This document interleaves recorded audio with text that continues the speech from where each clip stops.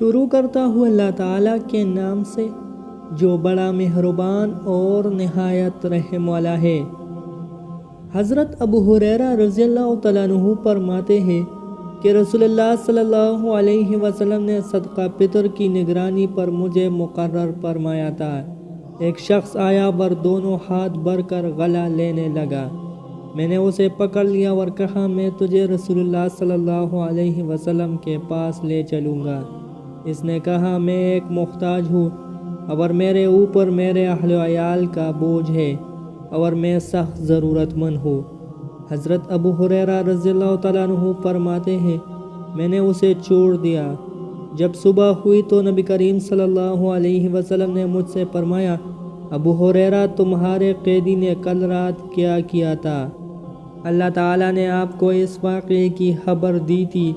میں نے عرض کیا یا رسول اللہ صلی اللہ علیہ وسلم اس نے اپنی شدید ضرورت اور اہل و عیال کے بوجھ کی شکایت کی، اس لیے مجھے اس پر رحم آیا اور میں نے اسے چھوڑ دیا۔ آپ صلی اللہ علیہ وسلم نے فرمایا خبردار رہنا اس نے تم سے جھوٹ بولا ہے، وہ دوبارہ آئے گا۔ مجھے رسول اللہ صلی اللہ علیہ وسلم کے فرمان کی وجہ سے یقین ہو گیا کہ وہ دوبارہ آئے گا، چنانچہ میں اس کی طاق میں لگا رہا۔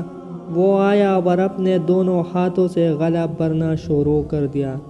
میں نے اسے پکڑ کر کہا کہ میں تجھے رسول اللہ صلی اللہ علیہ وسلم کے پاس ضرور لے جاؤں گا۔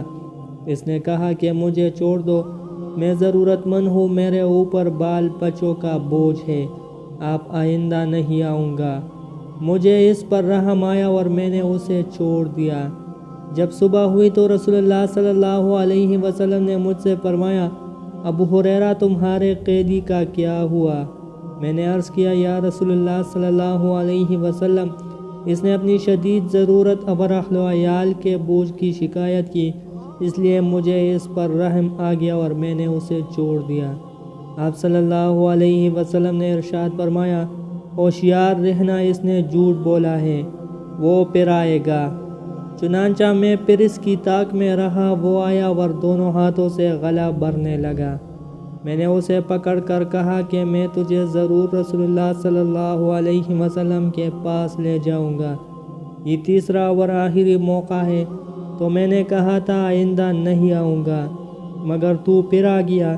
اس نے کہا مجھے چھوڑ دو، میں تمہیں ایسے کلمات سکھاؤں گا کہ اللہ تعالیٰ ان کی وجہ سے تمہیں نفع پہنچائیں گے۔ میں نے کہا وہ کلمات کیا ہے؟ اس نے کہا جب تم اپنے بستر پر لیٹنے لگو تو آیت الکرسی پڑھ لیا کرو، تمہارے لیے اللہ تعالیٰ کی طرف سے ایک حفاظت کرنے والا مقرر رہے گا اور صبح تک کوئی شیطان تمہارے قریب نہیں آئے گا۔ تو میں نے اسے چھوڑ دیا۔ صبح کو رسول اللہ صلی اللہ علیہ وسلم نے مجھ سے فرمایا تمہارے قیدی کا کیا ہوا؟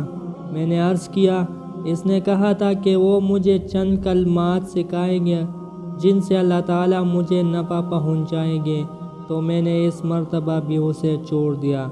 رسول اللہ صلی اللہ علیہ وسلم نے فرمایا وہ کلمات کیا تھے؟ میں نے کہا وہ یہ کہہ گیا کہ جب تم اپنے بستر پر لیٹنے لگو تو آیت الکرسی پڑھ لیا کرو، تمہارے لیے اللہ تعالیٰ کی طرف سے ایک حفاظت کرنے والا مقرر رہے گا اور صبح تک کوئی شیطان تمہارے قریب نہیں آئے گا۔ راوی کہتے ہیں صحابہ کرام رضی اللہ تعالیٰ عنہ خیر کے کاموں پر بہت زیادہ حریص تھے، اس لیے آخری مرتبہ خیر کی بات سن کر اسے چھوڑ دیا۔ آپ صلی اللہ علیہ وسلم نے ارشاد فرمایا غور سے سنو، اگرچہ وہ جھوٹا ہے لیکن تم سے سچ بول گیا۔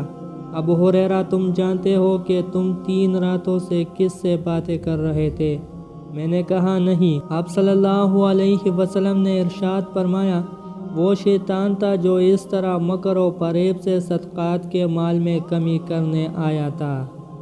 حضرت ابو ایوب انصاری رضی اللہ تعالیٰ عنہ کی روایت میں ہے کہ شیطان نے یوں کہا تم اپنے گھر میں آیت الکرسی پڑھا کرو، تمہارے پاس کوئی شیطان جن وغیرہ نہیں آئے گا۔